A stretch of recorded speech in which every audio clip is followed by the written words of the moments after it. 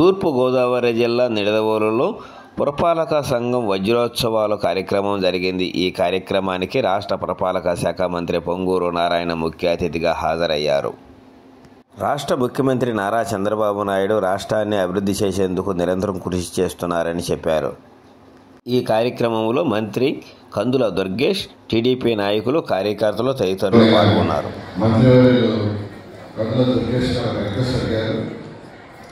మాది సెకండ్ గ్రేడ్లో ఉంది మా మున్సిపాలిటీ, దాన్ని అప్డేట్ చేయమన్నారు. ఇప్పుడే నేను కమిషనర్ గారితో సెక్రటరీ గారితో మాట్లాడాను. మీకు కమిషనర్ గారితో మాట్లాడితే 7 కోట్ల చిల్లర కలెక్షన్ వస్తున్నారు. మీ దాన్ని ఫస్ట్ గ్రేడే కాదు మంత్రి గారు, స్పెషల్ గ్రేడ్గా అప్డేట్ చేస్తాం.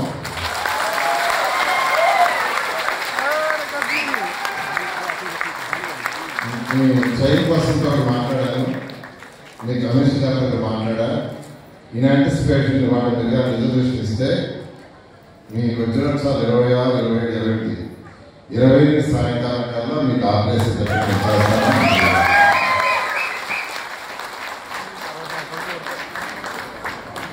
మీరు దానికోసమే ఇన్ యాంటిసిపేషన్ పంపించాను. నువ్వు ఫాలో చేసేసి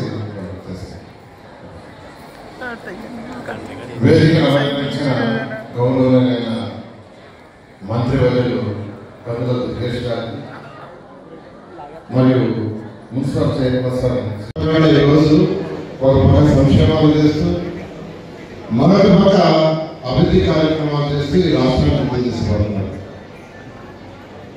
ఇది చాలా కష్టం.